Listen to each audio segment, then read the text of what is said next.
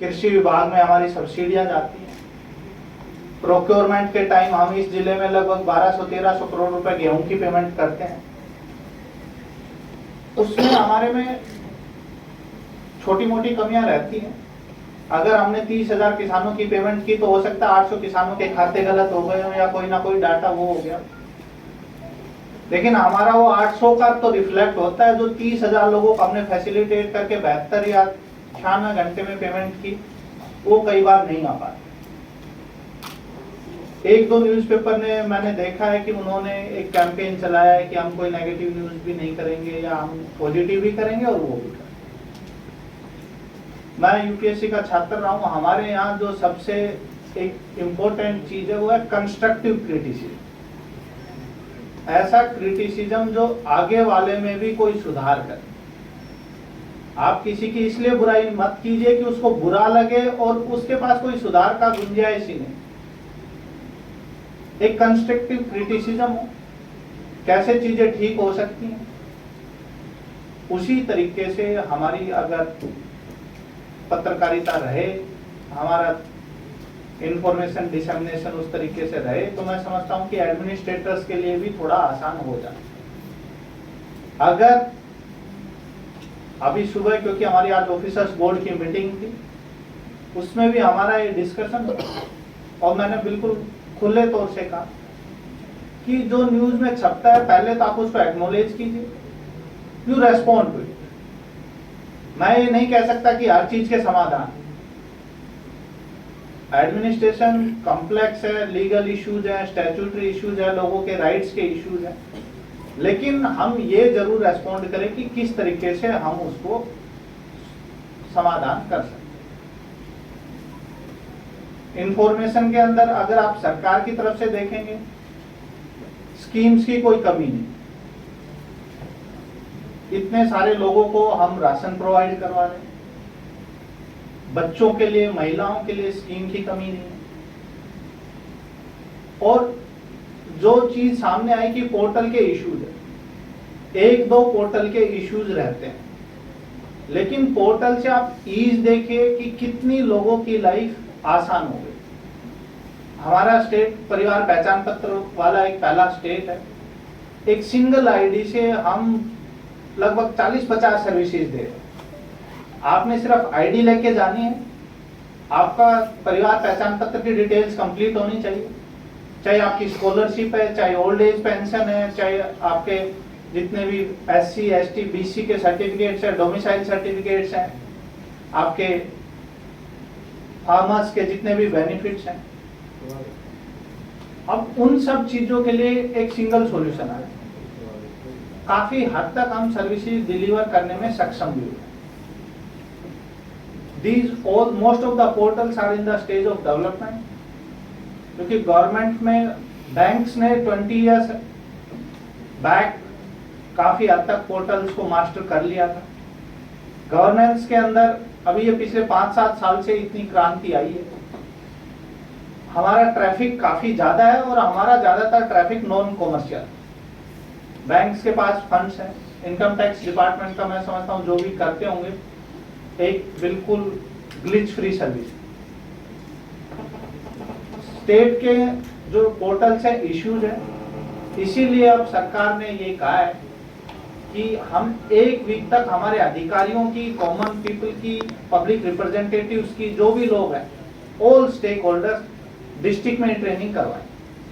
16 से सोनीपत में भी शुरू हो रही है, सभी का शेड्यूल, जिसमें हमारे अपने सबसे पहले हमारे ऑफिशियल्स हैं, उनको सेंसिटाइज करना, मीडिया भी है, पब्लिक रिप्रेजेंटेटिव्स भी हैं, कॉमन सिटीजन्स भी हैं। तो हम सबको ये फैसिलिटेट करना चाहते हैं।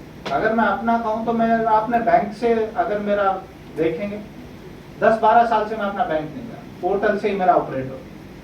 हम उसी लेवल तक सर्विसेज को लेके जाना चाहते हैं कि कॉमन सिटीजन को अपने कागजात उठाकर नहीं आना पड़े, उसका एक आइडेंटिफिकेशन नंबर हो, उसका परिवार पहचान पत्र हो, वो घर बैठे अपनी सभी सर्विसेज खुद ही अवेल करे और उन सर्विसेज की हम हर आदमी तक ये जानकारी भी पहुंचाएं कि कैसे हमने वो सर्विसेज अवेल की। आज के दिन मैं समझता हूं कि स्कीम्स की कमी नहीं है, फंड्स की कमी नहीं है, इम्प्लीमेंट करने वालों की कमी नहीं है, और अगर आपकी तरफ से मैं कहना चाहूं तो ये भी कहूंगा कि स्कीम्स की डिमांड करने वालों की भी कमी है।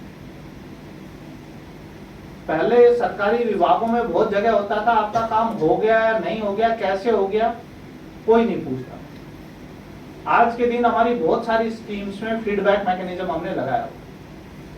हम लोगों से पूछते हैं कि आपने सर्विसेज अवेल की, आपको कैसा लगा। हमारे पास बहुत सारे लोगों के ओपिनियन आते हैं। कुछ लोग बताते हैं कि सर्विस ठीक थी, लेकिन उसका जो मोड ऑफ डिलीवरी था वो कंफर्टेबल नहीं था, मुझे यहाँ हरासमेंट हुई, और उसके आधार पे हम करेक्टिव स्टेप्स भी लेते हैं। लेकिन सब इंफॉर्मेशन उस आदमी तक भी पहुंचे जिस आदमी तक इंफॉर्मेशन पहुंचनी चाहिए। पराली के ऊपर हम सब इतनी एक्टिविटीज, इतनी कार्रवाई, सेमिनार, वर्कशॉप कर चुके हैं, लेकिन जब भी पराली जलाने वाली घटना आती है, मैं उस आदमी तक पहुंचता हूं तो कई बार पता चलता है कि उस तक वो खबर पहुंची नहीं।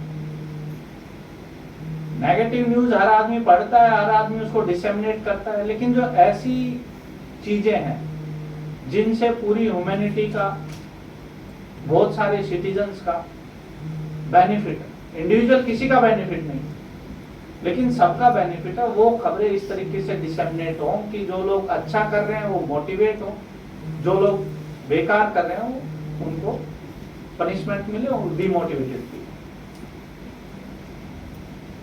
जो आज की सेमिनार है, आपने देखा होगा बहुत सारी स्कीम्स के बारे में हमने बताया है। स्कीम्स में सरकारी विभागों का ये रहता है कि जी हमने इनपुट कर दिया है, कुछ स्कीम्स में आउटपुट भी आ जाता है, लेकिन आउटकम का मतलब है कि आप जिस आदमी तक वो लाभ पहुंचना था वो पहुंचा कि नहीं पहुंचा, उसका हमें प्रॉपर फीडबैक आए। अगर आपकी छात्रवृत्ति की स्कीम हम कोई लेके आते हैं, विभाग ये कह देता है जी हमने पोर्टल बना दिया, जो अप्लाई करे वो उसको मिल जाएगी, लेकिन मैं इस पैमाने पर देखना चाहता हूं कि कितने छात्र छात्राओं को छात्रवृत्ति मिली एक्चुअल में, और उनको वो प्राप्त करने में कितनी कठिनाई आई या कितनी आसानी। इसमें मीडिया का रोल हमारे लिए बहुत महत्वपूर्ण है। जो विभाग की अपनी क्षमता है, वो कहीं पे बैनर लगा देंगे, कुछ पोस्टर लगा देंगे, ज्यादातर बैनर पोस्टर वो या तो उपायुक्त कार्यालय के बाहर लगा देते कि डीसी को दिखना चाहिए कि हम इसकी एडवर्टाइजमेंट कर रहे हैं। सबसे पहला बैनर मेरे दफ्तर के बाहर, वहां रोजाना लगे रहते, लेकिन जहां लगना चाहिए वहां नहीं लग पाते। उस जगह पे हमारा प्रिंट इलेक्ट्रॉनिक मीडिया है, हमारे सोशल मीडिया आज की, उसकी भूमिका महत्वपूर्ण हो जाती है कि उसकी ऑडियंस हमारे बाहर तक भी है, गांव तक भी है, हर गली तक, हर मोहल्ले तक।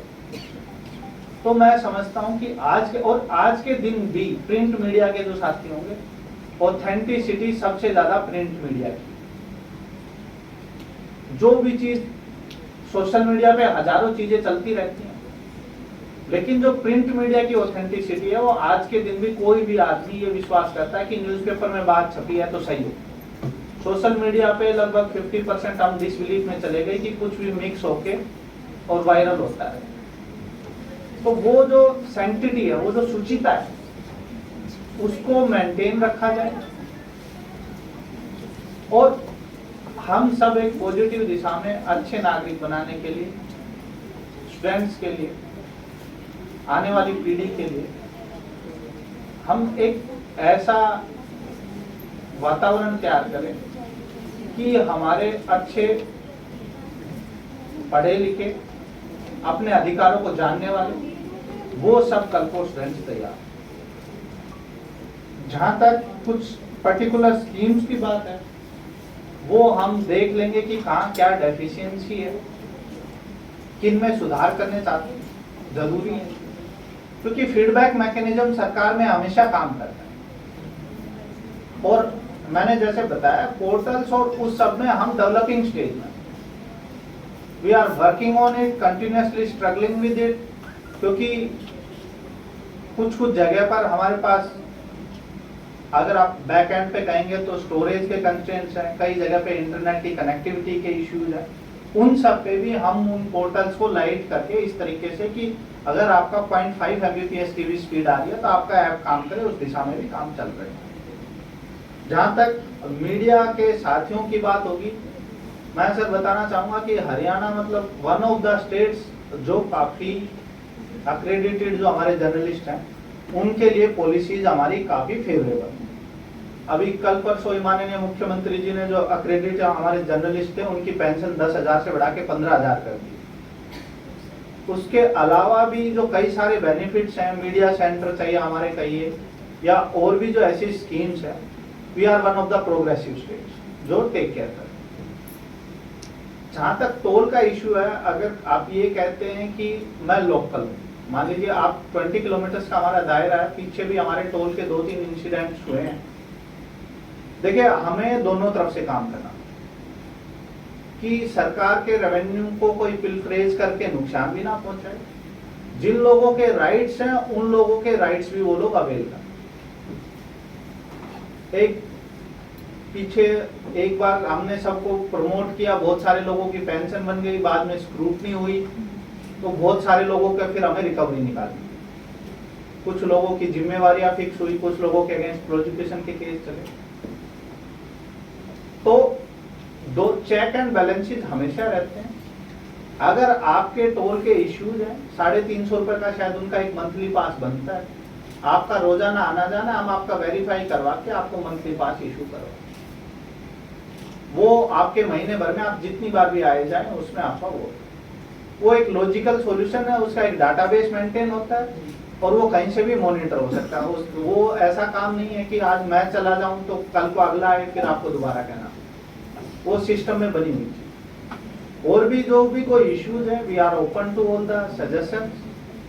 जो भी चीज है, जितने स्टूडेंट्स हैं, मैं आप सबसे भी एक गुजारिश करूंगा कि आप एक बार एक्सरसाइज करके देखिए कि किसी विषय पर अगर आपको 3-5 मिनट बोलना है तो कितना मुश्किल है।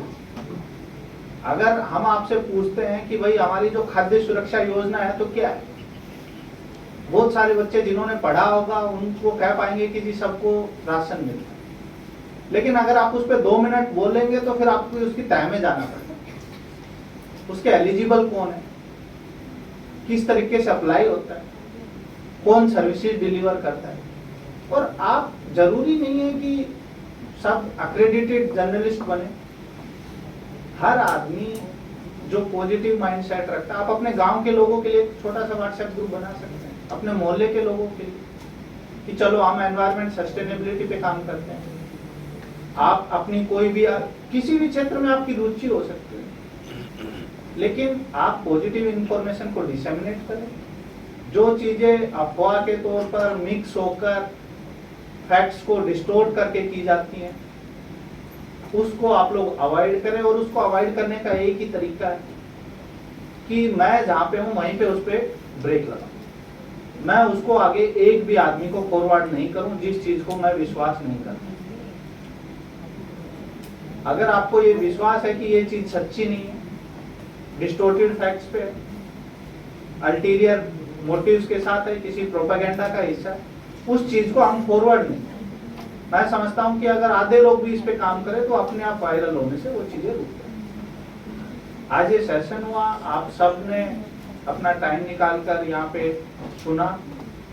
आप ये हमारा मैसेज हजारों लोगों तक लेके जाएं, वो आगे बाकी लोगों तक लेके जाएं, हर आदमी तक मैसेज पहुंचे।